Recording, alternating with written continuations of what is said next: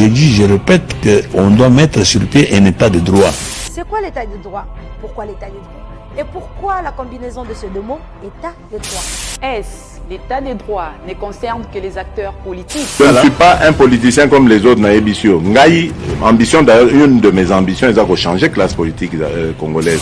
Est-ce cet état de droit a-t-il une prééminence sur la puissance publique? Donc ça veut dire que même Ngai on a Zolobo. Ceux qui n'a déconné, cette justice en prendra. Comment je vais faire maintenant pour l'arrêter? Puisque c'est moi qui aurais instauré ce système d'état de droit. Donc ça va se retourner même contre moi si je contreviens à la loi. À quoi ressemblerait un pays sans l'état de droit?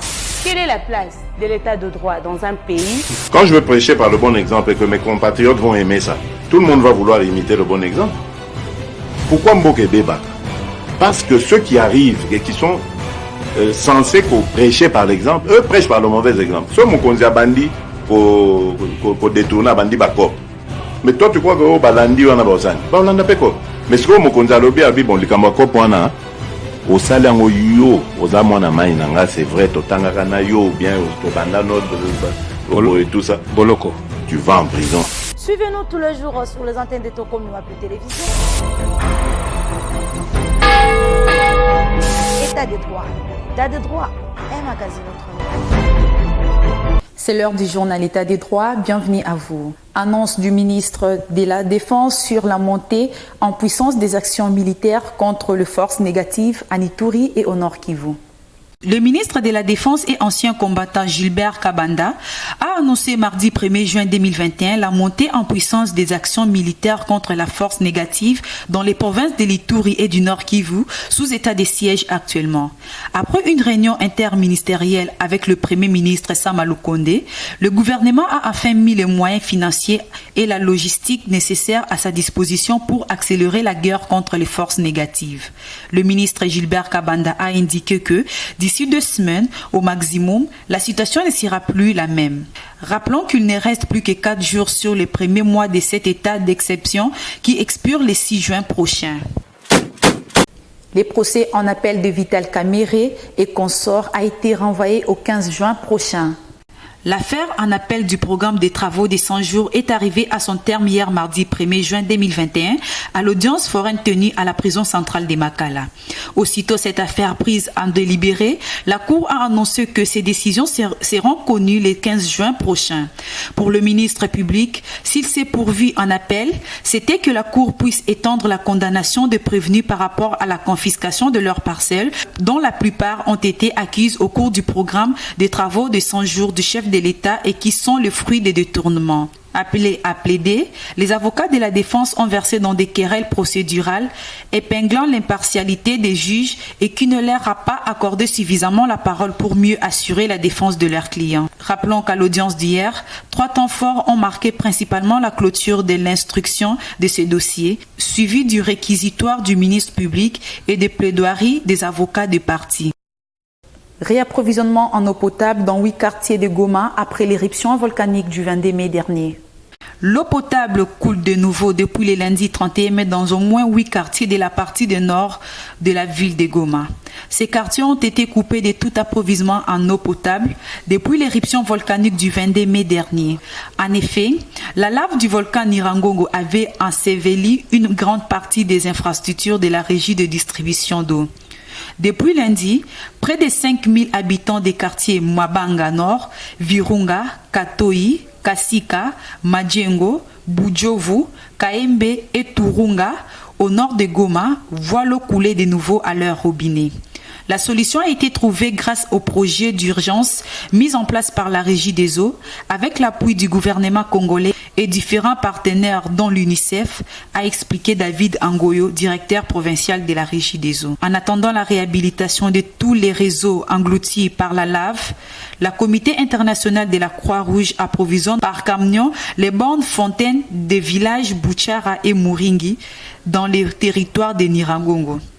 L'Institut congolais pour la conservation de la nature, à travers le parc national des Virunga, a aussi promis de fournir 1300 mètres de tuyaux d'une valeur d'environ 400 000 $ américains. Les montants visent à réhabiliter les tuyauteries de la conduite menant vers les grands réservoirs de 6000 mètres cubes d'eau engloutis par la lave au niveau des Bouchara. Message de soutien du Conseil national de suivi de l'accord et du processus électoral CENSA en sigle aux sinistrés de Goma. Sophia Oyenga. Le Conseil national de suivi de l'accord et du processus électoral CENSA en sigle évoque plusieurs points d'actualité, notamment la question relative à l'éruption volcanique au nord Kivu. À ce sujet, le CENSA dit joindre sa voix à celle du président de la République, chef de l'État et du gouvernement, en exprimant sa compassion à la population de Goma. Il invite par ailleurs les autorités du pays à mettre tout en œuvre en vue d'assurer une prise en charge correcte aux déplacés et à toute la population touchée.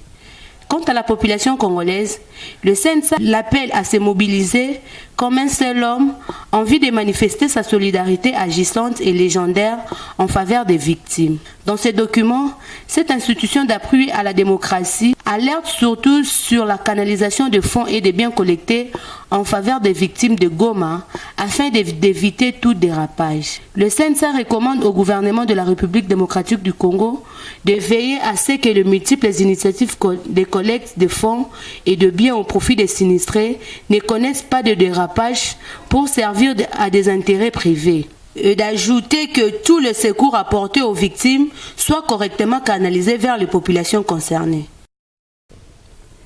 Après sa déchéance du 21 mai dernier, le gouverneur Ogi Moussafiri saisit la Cour de cassation pour demander l'annulation de la motion de défiance votée contre lui.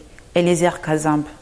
Le gouverneur Moussafiri Nkola, destitué le 21 mai 2021 par le député provincial de Maniema, a encore saisi la Cour constitutionnelle pour demander l'annulation de la deuxième motion de défiance votée contre lui.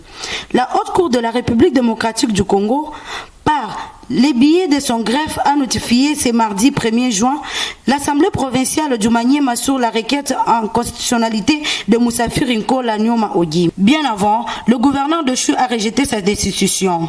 Allons croire, cette deuxième motion initiée par le député Katisamba Magubouli ne les concernait pas, puisqu'au moment du dépôt de la dite motion, il était toujours considéré comme gouverneur de Chu de la première motion votée en novembre 2020.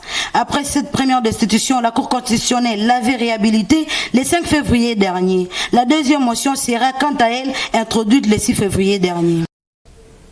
Instruction de l'Assemblée provinciale de Lomami à la Banque Tembe de suspendre tout mouvement sur le compte de la province. L'Assemblée provinciale de Lomami instruit l'agence Trust Merchant Bank Tembe de suspendre tous les mouvements sur le compte de la province après la déchéance du gouverneur Sylvain Lubamba. Dans sa correspondance adressée au chef de cette agence de Kabinda, le président de l'Assemblée provinciale de la Lomami, Bertros Kabey Dial, justifie cette décision par la déchéance du gouverneur Sylvain Lubamba Mayombo le 31 mai dernier par l'Assemblée provinciale. Consécutivement à la déchéance du gouverneur de province par l'Assemblée provinciale, je vous enjoins de vous réserver d'accorder tout mouvement dans le compte de la province ouvert dans vos livres, et ce, jusqu'à nouvel ordre.